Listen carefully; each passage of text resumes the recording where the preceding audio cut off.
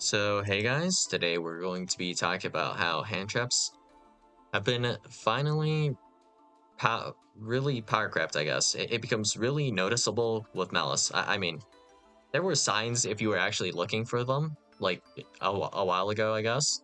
But yeah, we'll be talking about that today. So, it becomes really apparent with specifically Malice.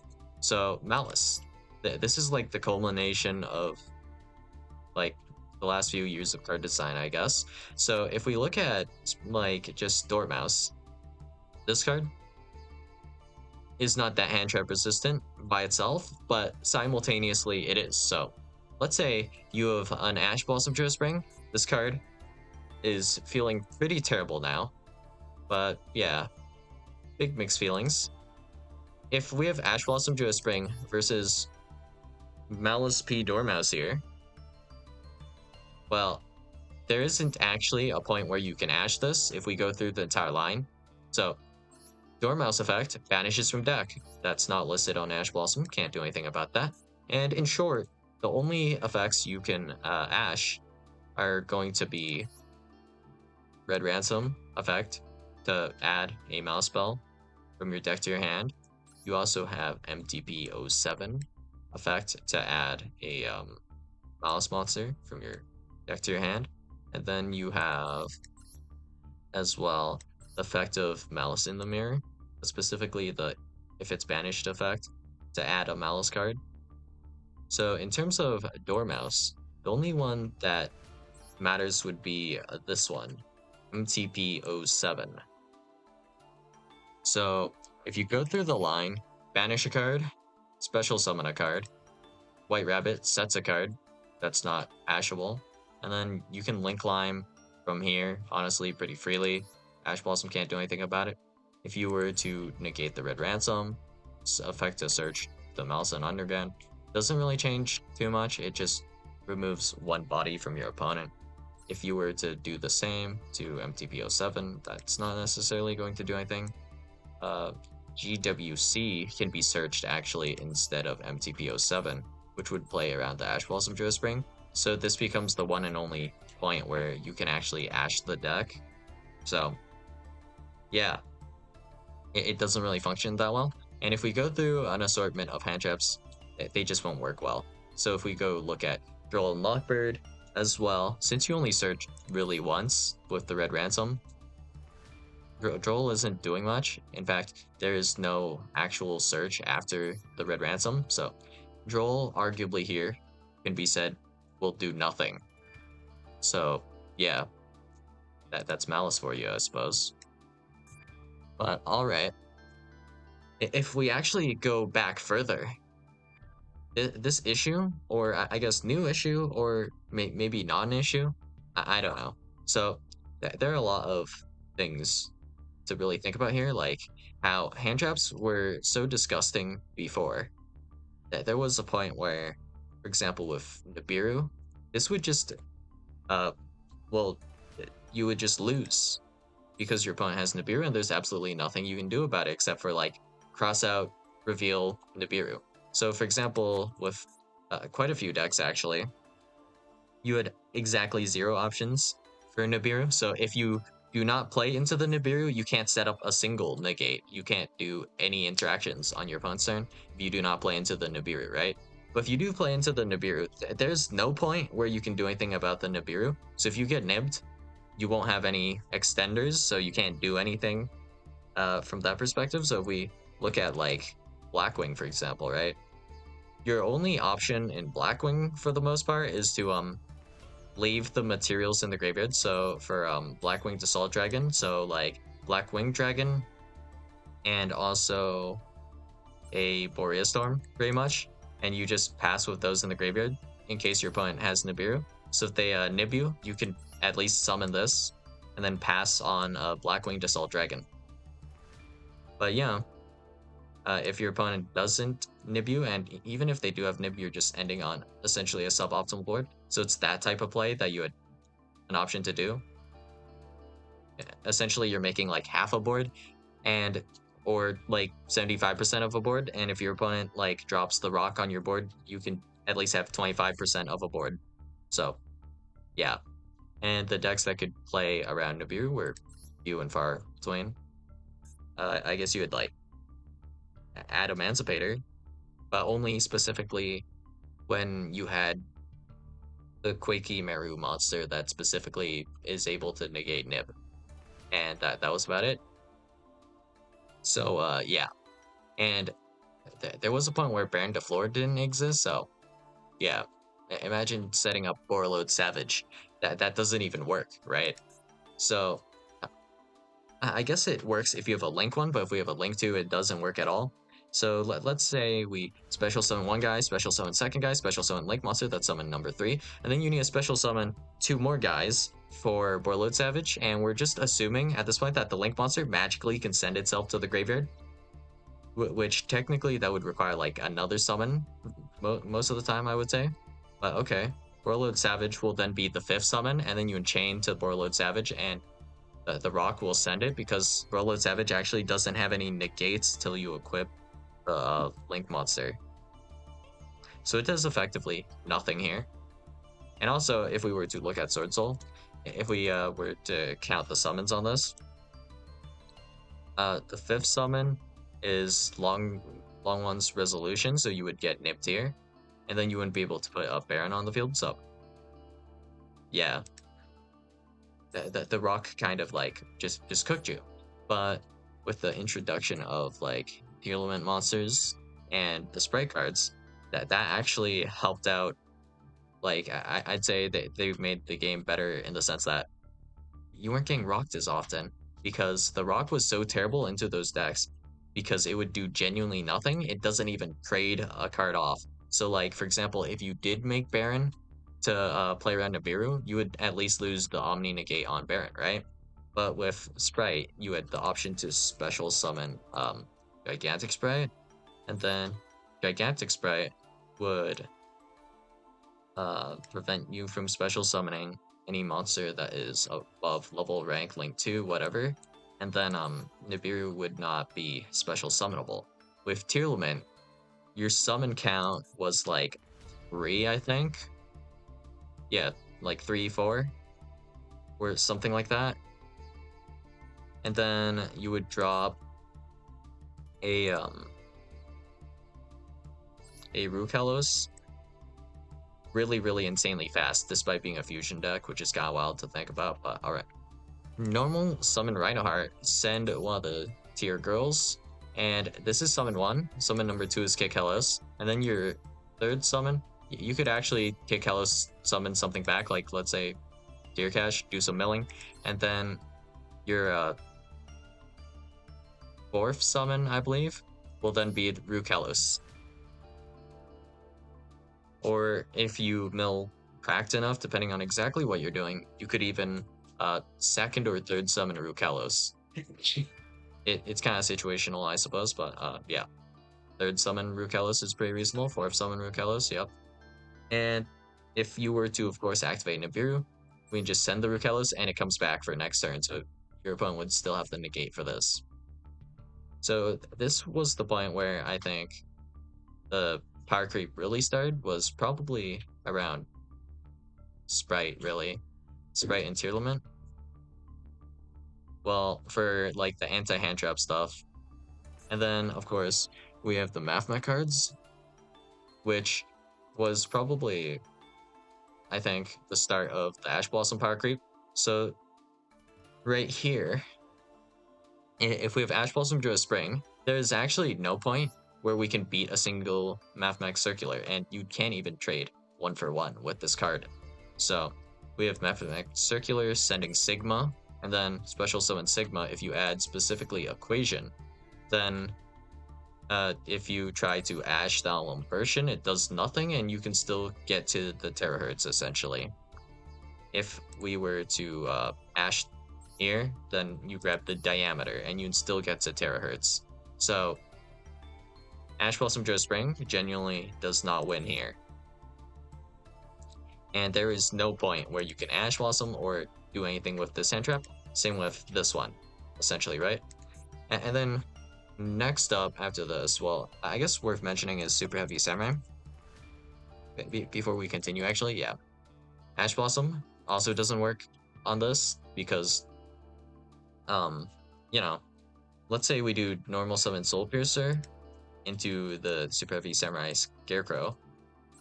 If you Ash at this point, we can just do a second Soul Piercer search by just bringing it back with the Scarecrow and then linking it off again for Wakushi, and then, it's just full combo basically. But if you were to wait, then we can just drop a Baron or Apo, so that doesn't work. And there's no point for you to really Ash later either then. So doomed if you do, doomed if you don't. And then later I guess we'll go over this, I suppose, but because then Ash Blossom got power crept like this, right?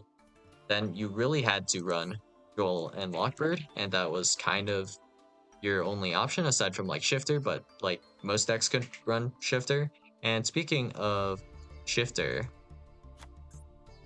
there were actually, until Flaundries dropped, there was pretty much no deck running Shifter. The only two decks I think that could run Shifter would be Hard Stun, and then you would have that one rank 8 deck that plays with the dangers and just spams out rank 8s, and then tries to OTK that way with board breakers.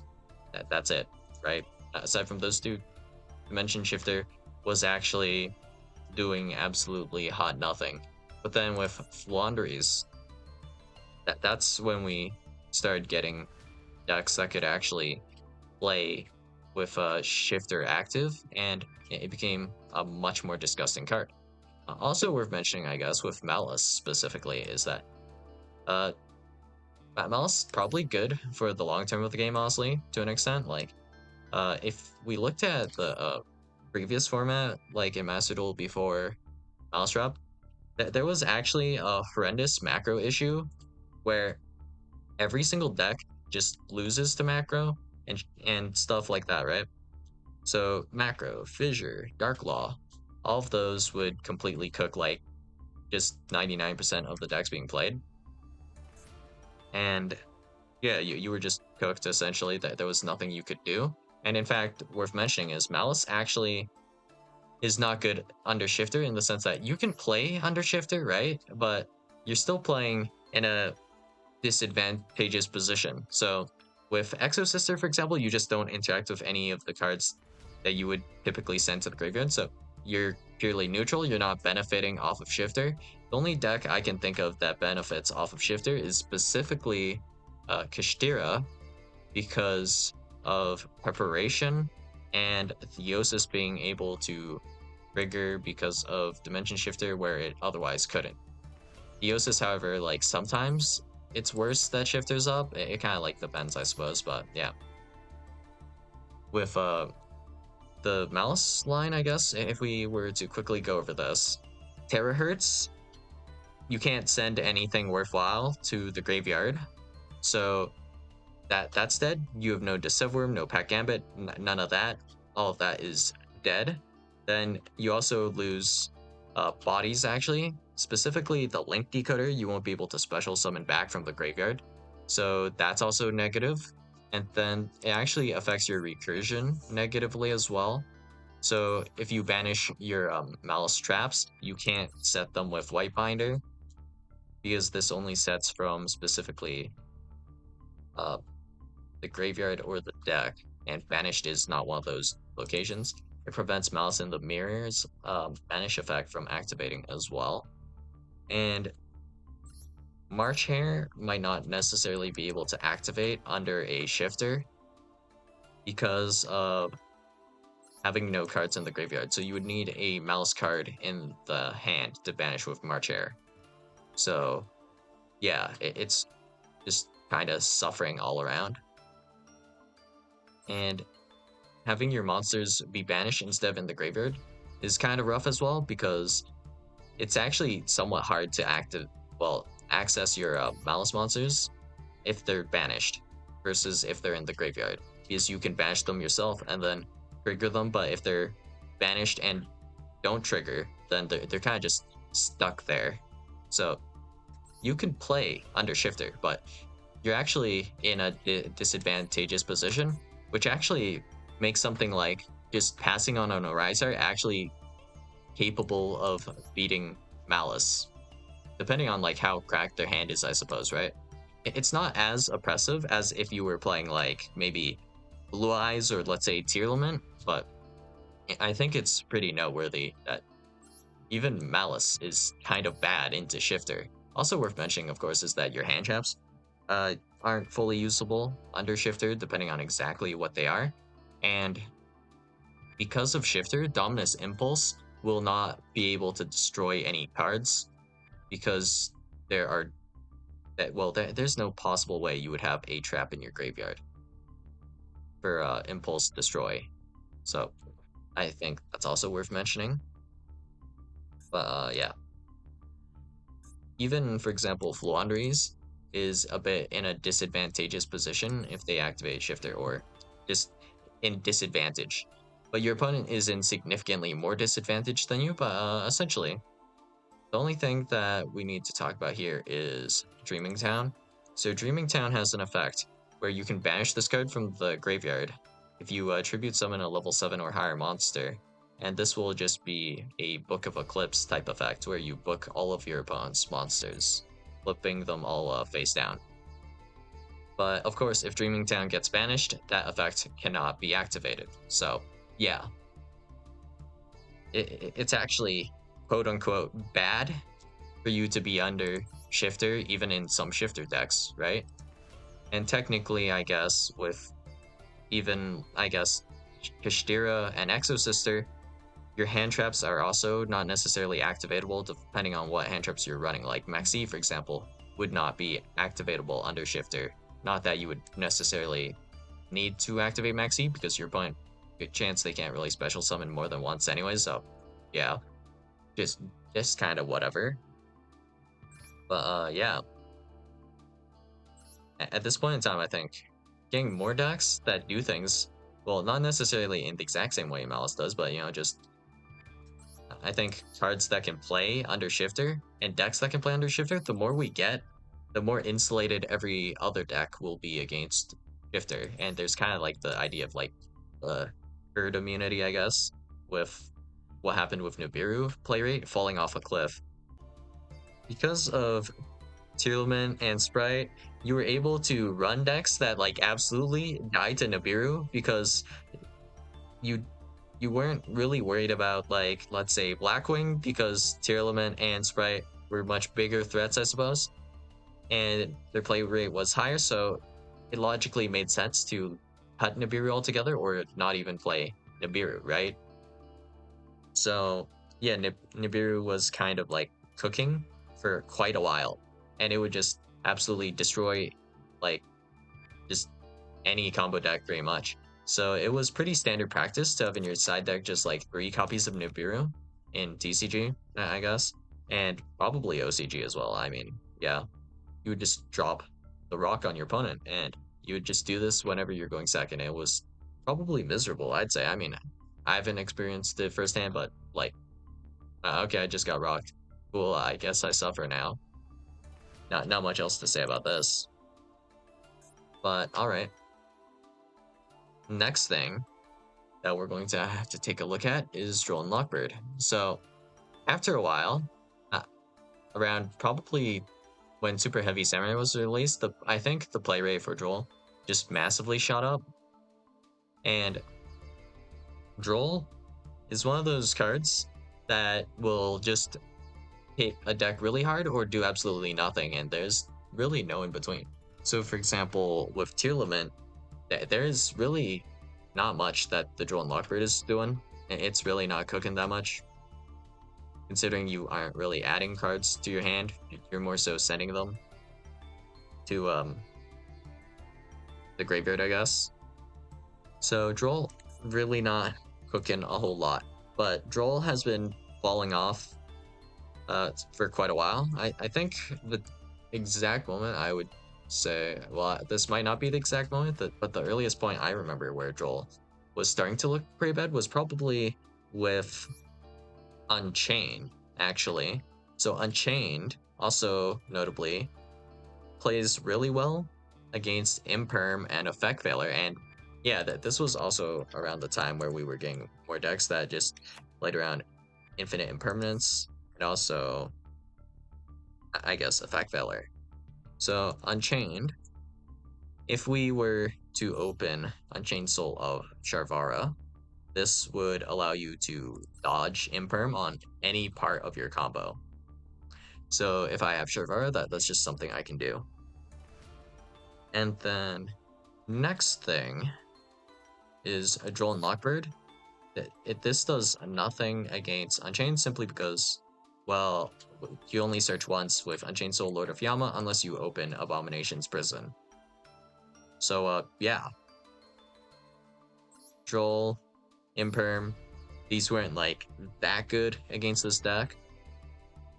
If you were to Ash Blossom Drift Spring on like the graveyard effect of some Unchained trap or monster, that still goes pretty hard, so it's not like fully hand trap resistant to the point where your hand traps do like literally nothing. But you're seeing qualities start to emerge from like new decks where they can just tank certain hand traps or take them on really well.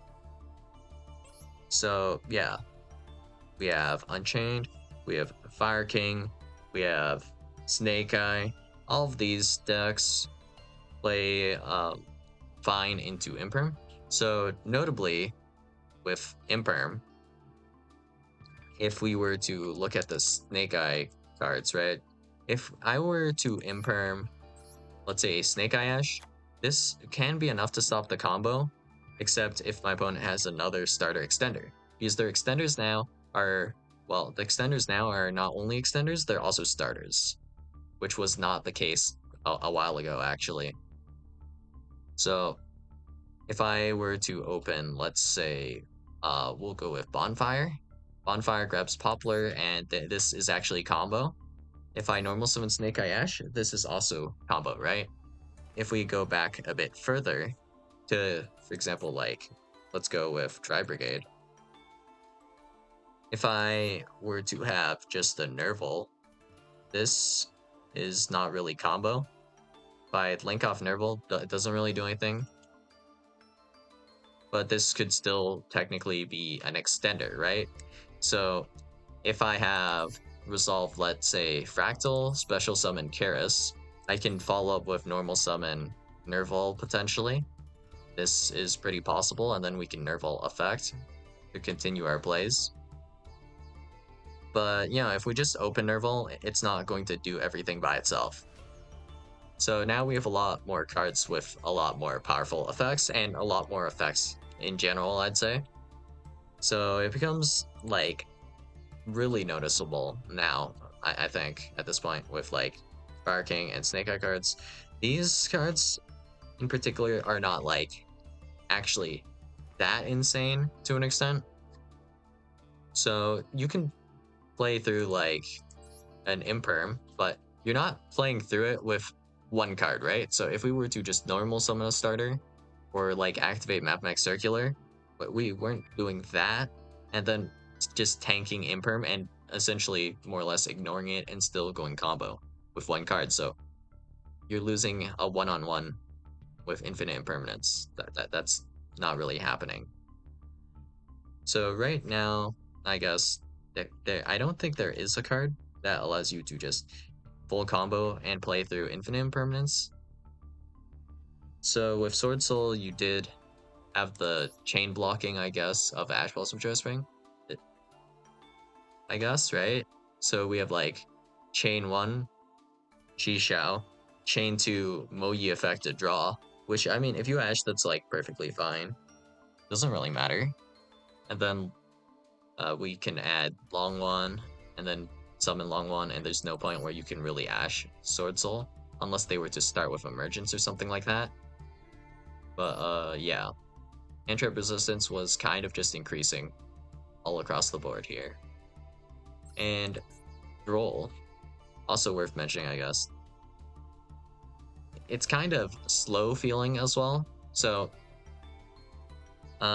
this has been falling off quite a bit, just all across the board. So if we look at Yubel, if I were to normal summon D-Lotus, activate the Lotus effect, I can then activate Spirit of Yubel effect, and this does not trigger Joel and Lockbird because it allows me to set Nightmare Pain.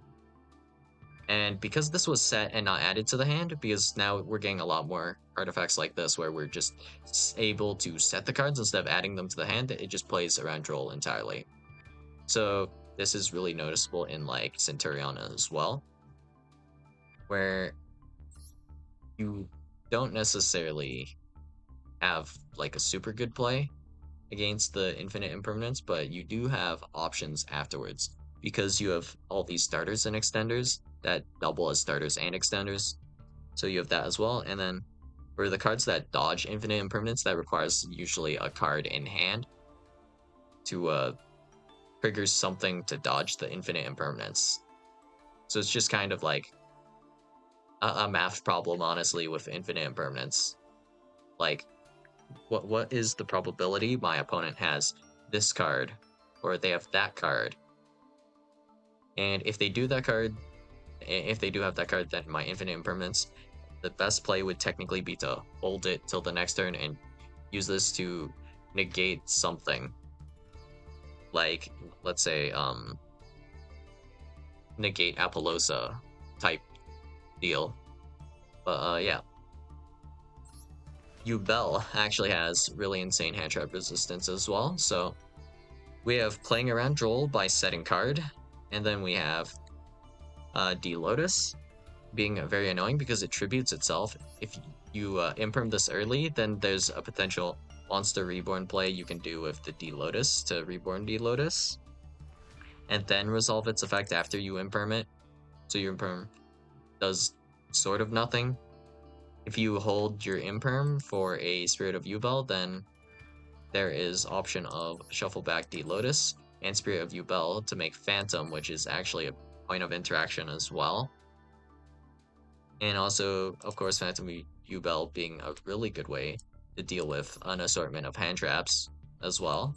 And of course, it doesn't even, like, your hand trap doesn't even trade with Phantom of Yubel because we go like Pop Spirit of Yubel, Special Summon Yubel, and then we can link off this Yubel and then just make Phantom of Yubel again with the Spirit of Yubel you just sent, plus the Yubel. So yeah, there's that. And there are just so many decks that just do this now. So we have like Voiceless Voice, for example, where we have low effect, the set barrier, and then we can add a card from here, being Saphira. So even if you Joel at this point, it feels much worse, and Ash as well feels worse at this point. Because if I were to Ash either the Saphira or the barrier of the Voiceless Voice, the barrier of the Voiceless Voice is still here because it's a continuous, so my opponent can add next turn, so it's not really, like, the Ash isn't even trading for this anymore. The Droll and Lockbird, this will prevent some searches afterwards, but our opponent could just have everything at this point in time. And it is actually optional to add, so you could, assuming if you have Skull Guardian already in your hand, you can go like Saphira effect, Descend, and then just Ritual Summon, or kind of the Skull Guardian. So that's a thing as well. But yeah, essentially all of these cards have been just falling off, and they're just power crept, I guess, you know. Handtraps are power crept. And the ones that are least power crept right now, in my opinion, would be the newest ones. But that is mostly because these cards trade like insanely well. But there's also the downside of course, being Visuals don't work really if your opponent is not playing a lighter dark deck. If you're playing a lighter dark deck, at least they can still serve as engine. But if you're running these in essentially hand trap slots, thinking of it like, let's say normally you run 3 Ash Blossom, 3 Infirm, 3 Effect Veiler, etc., etc. If you start cutting down on these slots, so the Visuals are worse in that case, because you essentially have, like, in a standard deck nowadays, let's say you have 13 or so hand traps, 13, 12 hand traps. If half of them are Bistrels, then half of your hand traps just don't work anymore. So that would be going from essentially 13 hand traps to like 6, which is much worse, I guess. And also worth mentioning is there are a bunch of cards that are just starting to just play around Max E, just inherently with the card design on these decks, right? So a noticeable one would be Centurion, the other one being Voiceless Voice, where you are not really special summoning that much. So we have, let's say I normal summon Primera, special summon Trudea, put Trudea in the back row. How many times did I special summon here? Correct answer, 1. No matter how I sequence it, it will be potentially just a 1. And then inherently this also plays around Nibiru with a combo pre-support, I guess. So it would be like special summon, or we can do normal summon this, special summon the other guy. So that's summon 1, 2, 3. Summon number 4 is Auxilla, and then you just pass on Auxilla, and that just plays around Nibiru. And because we set cards with, well, depending on the exact line, that can play around Ash Blossom, and just Ash Blossom does genuinely nothing sometimes against this deck.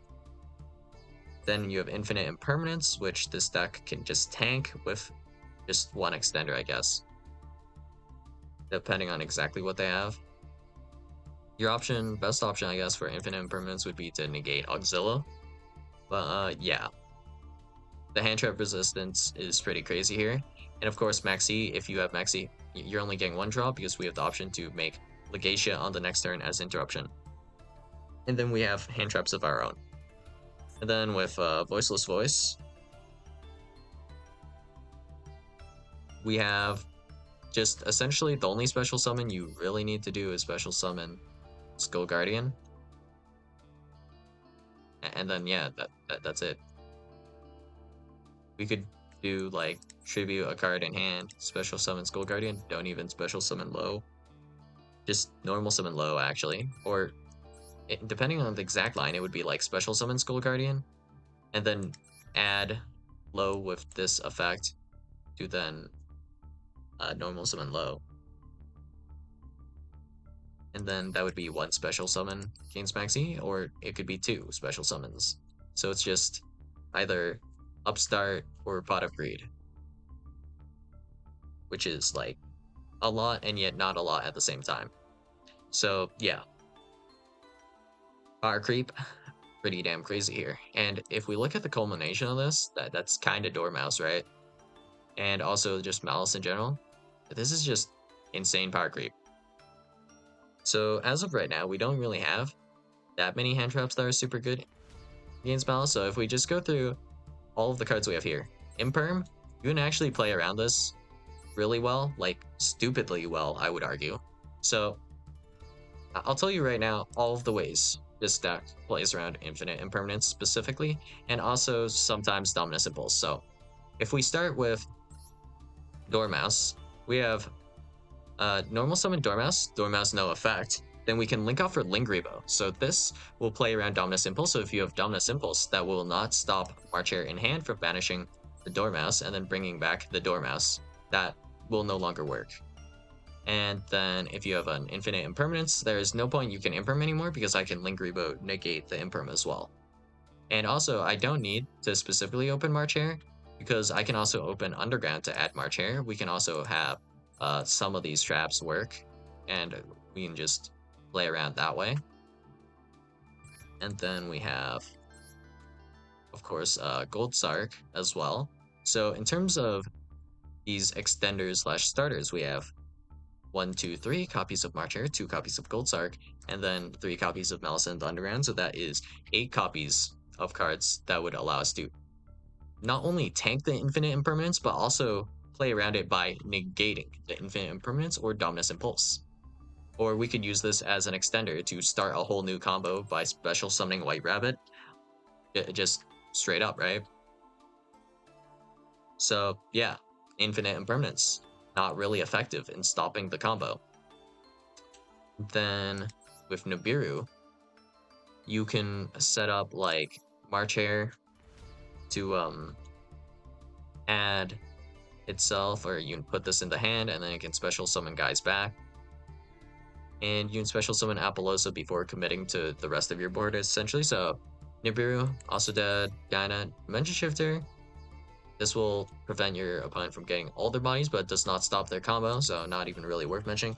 Ash Blossom Spring. This does genuinely nothing against Dormouse, so yeah, it's just not even worth talking about. Maxi, this is actually okay because yeah, they do special summon a lot. Not much else to say here. Joel and Lockbird. They search once. This isn't even like a ghetto Ash Blossom like it would be against like Snake Eye, where if we do normal summon Snake Eye Ash, chain Poplar effect a special summon after you add the Poplar chain to that a Joel and Lockbird to prevent the search of the Poplar. That is going to be worse. So there's that as well. And, you know, at one point, Handtraps would at least trade 1-for-1. So, you know, like, if you did a thing, this would stop this and you would require another card to play. But now at this point, you know, they're not quite doing that anymore. So they're not even trading. And combo decks are just crazy right now, essentially. So, yeah.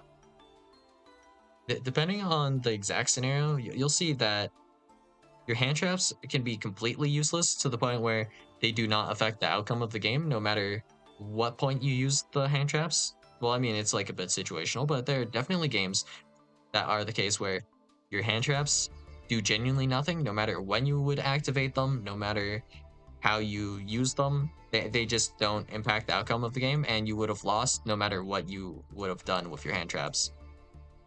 So, yeah. I think that this means they'll probably be printing, I don't know exactly when, but that means they'll likely be printing some new hand traps, or maybe they're planning something else.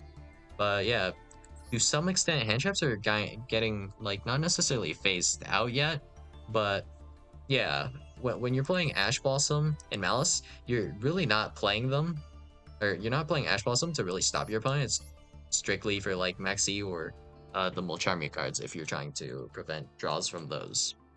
That's literally the only reason you're playing this. And that is also the case for Called by the Grave, pretty much, where this is to stop Lancia and technically Maxi. So you could say Maxi, in a sense, is keeping, is doing its job and keeping up. It's got some good upkeep going on here, you know. So because of Maxi now, you, even though like technically these cards are awful, you're forced to run them. It kind of weakens the deck to some extent, where you're keeping quote unquote combo in check here, because you do have to run Ash Blossom, you do have to run Maxi apparently. Well, I mean, I'd argue you don't, but whatever. You have to run Called by the Grave, you have to run Crossout Designator, and this is kind of interesting, I suppose. I'm not really sure 100% how good this is because I haven't really calced it out, but regardless, hand traps are just inherently being designed around by the card designers. Like, we have Maxi being designed around by some archetypes. Like, the biggest example of this would be like Flandres, where you special summon a total time of 0 and you normal summon like a bajillion times. So, yep, there's that. And then, Shifter. We need decks that can somewhat play under Shifter, so there you go, Malice. That plays under Shifter. It doesn't play like the best under Shifter necessarily, but you can play at least. That's something. And also worth mentioning though is I guess deck lockdown was pretty disgusting as well. And Malice just for the most part ignores deck lockdown because they only search once, which is technically a good thing, I guess, right? So it gives you less incentive to play some of these floodgates. And because of honestly just like Primite, Blue Eyes, and Malice, this has taken a lot of power away from floodgates. I think that's worth mentioning. And hand traps are not like literally useless. So if we have just a single Dormouse, for example, which odds are not very likely because of all the extenders that I listed earlier, all of those, there are 8 of them. And then technically, if you include the mouse traps, then you have like 10 cards. Assuming you're running all 3 mouse traps, then you have 3. No, not 3. 10. 10 different ways to play around, I guess, the infinite impermanence. So there's like a 10% chance that if your opponent normal summons Dormouse, your infinite impermanence will stop their combo or something like that. Actually, maybe the percent still closer to 80%. But regardless, you know, with more starters that are also extenders, you have more options for just playing into hand traps because of that. We're getting more like essentially e-tellies for decks and stuff like that, I guess. And also that helps to deal with Ash Blossom Spring sometimes. Kinda depends, I guess. Then we have Drill and Lockbird. This just doesn't work because I set my card, damn, didn't add a card, didn't add a card times 2, you know? A lot of effects just aren't adding cards. Just for example, with like Branded, we could go like send Serenir, and then we can send Albion, and then sending Retribution, adding Branded Fusion to the hand, resolving Branded Fusion, and there was no point where you could draw. And then of course Albion, end phase effect, other Albion, I guess, effect to set a spell or trap, and then you can just do that, and there were exactly 0 points where you could actually draw that. So, yeah. Technically, if we had, like, even if we had started with Branded Opening and we didn't activate it in the draw phase, that still is fine because you weren't planning to add any more cards necessarily. So, Big Brain, you could sometimes just let your opponent draw you and stuff in the main phase simply because it would make your opponent go negative, I guess. I don't think there's any advantage for your opponent having a Droll and Lockbird in the graveyard, so that's fine. Also, I guess somewhat worth mentioning is Magispector. I don't know. Magispector, if we look at the archetype, if you were to play this peer, this actually plays around like a lot of hand traps insanely well. The only hand trap that you're going to really struggle with, I think, is going to be Ash Blossom Spring and Droll and Lockbird. Aside from that, you're pretty fine against like Effect Veiler, uh, Ghost Spell, Infinite Impermanence, and like Ghost Ogre, just a bunch of different cards. You just tank them pretty well.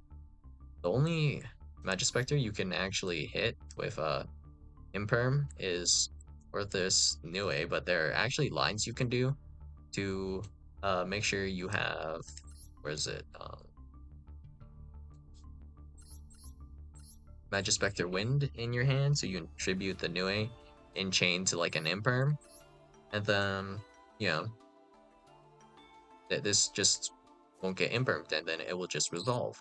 And of course, this is not an effect you can Ash either, so this effect's just fairly hard to stop altogether.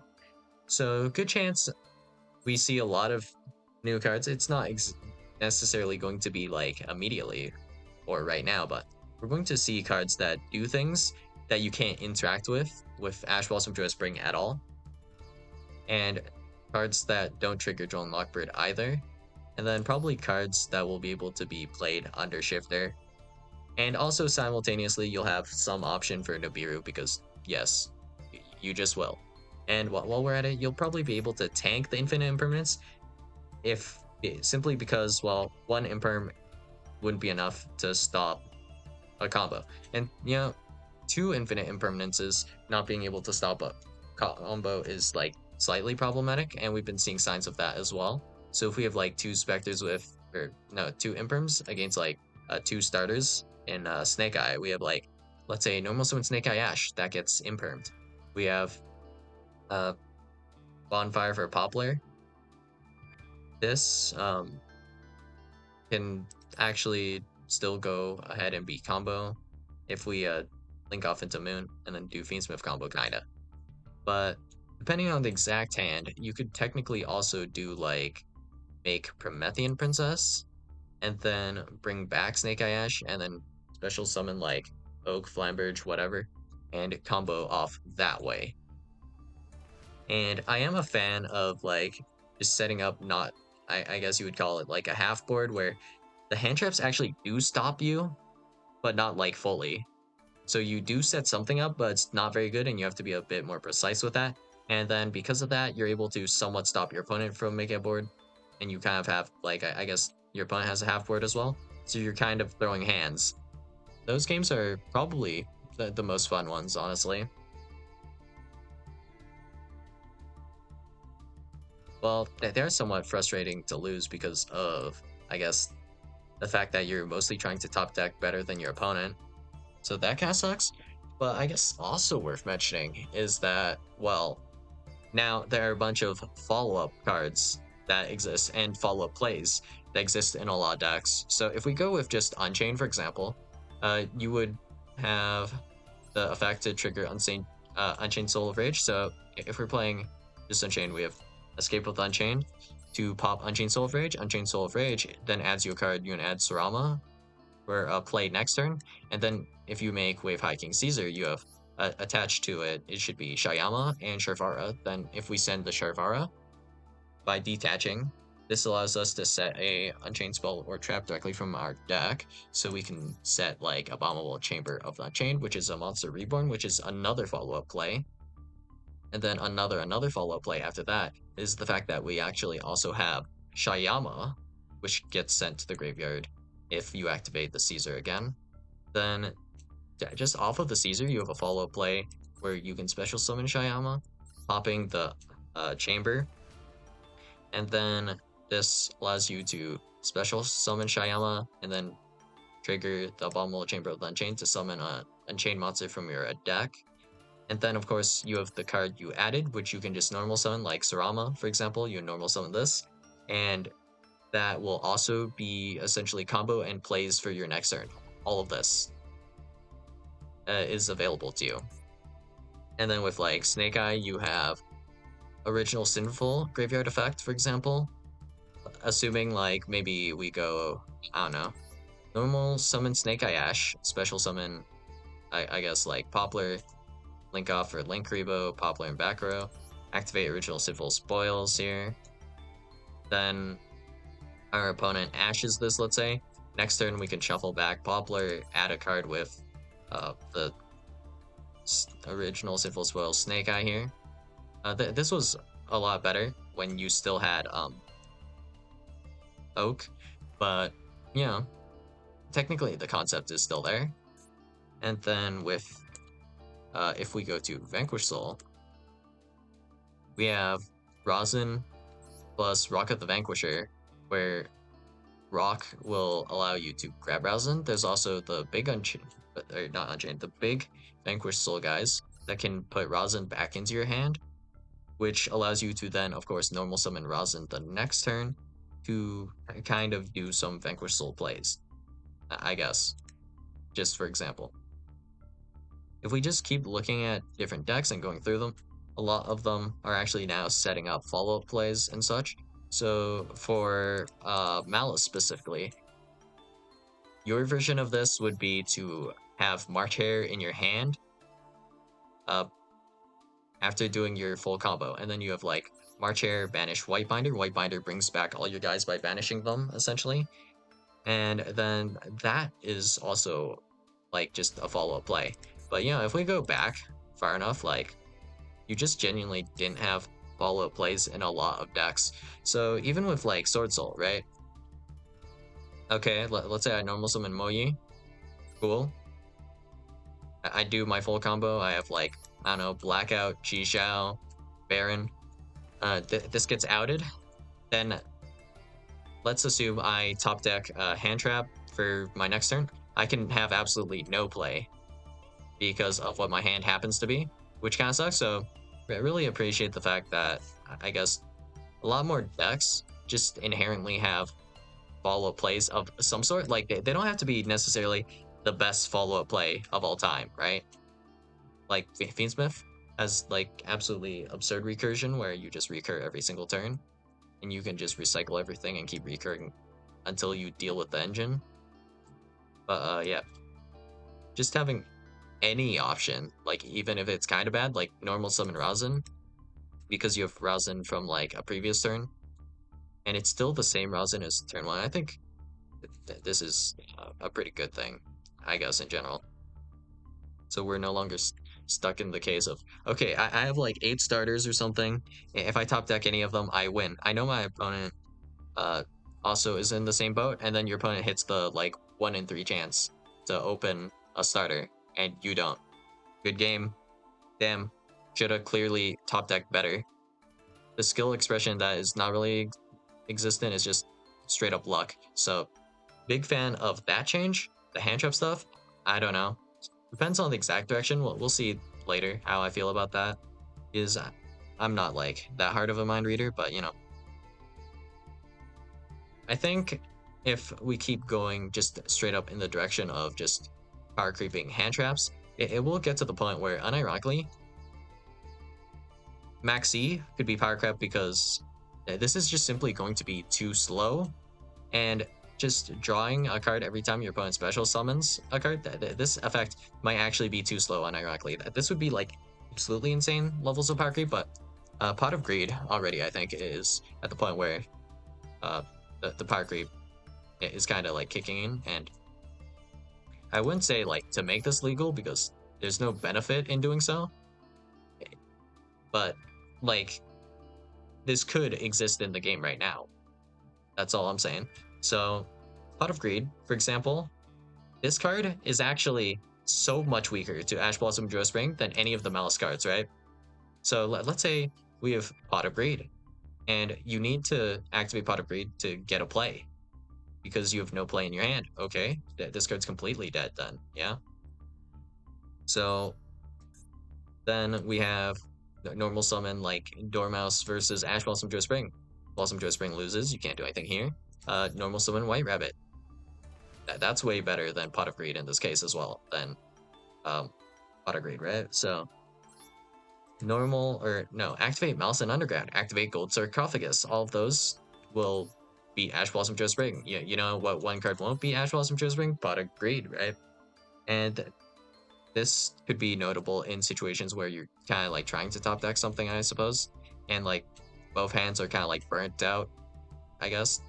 They're like basically no cards in hand and you're just trying to top deck something. This top deck is going to do a lot more than Pot of Greed, unironically, against Ash Blossom Joe Spring, because your opponent had to have drawn something if they didn't draw a play, right? So likely hand trap.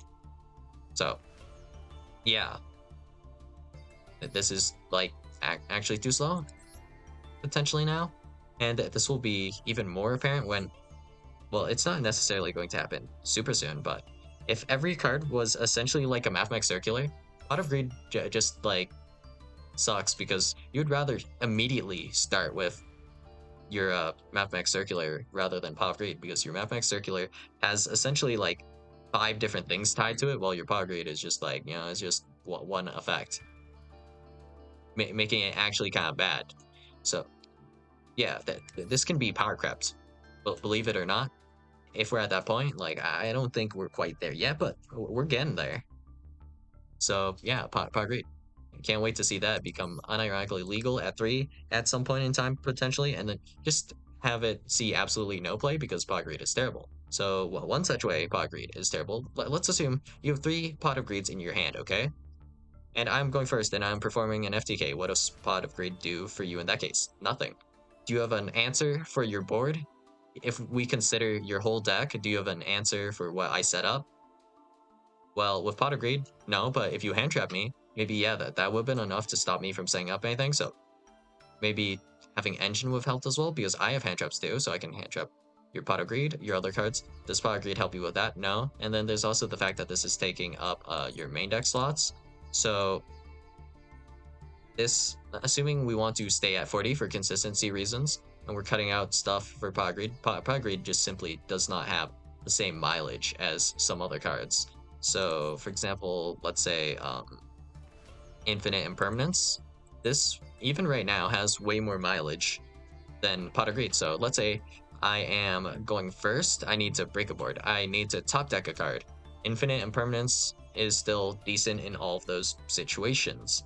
Like, especially now that you have follow-up, right? Let's say I am staring down Ampelosa. Pop deck Infinite Impermanence? Cool, I'll Infinite Impermanence, activate Original Sinful, try doing my Snake Eye play, and then I'll probably be pretty golden from there.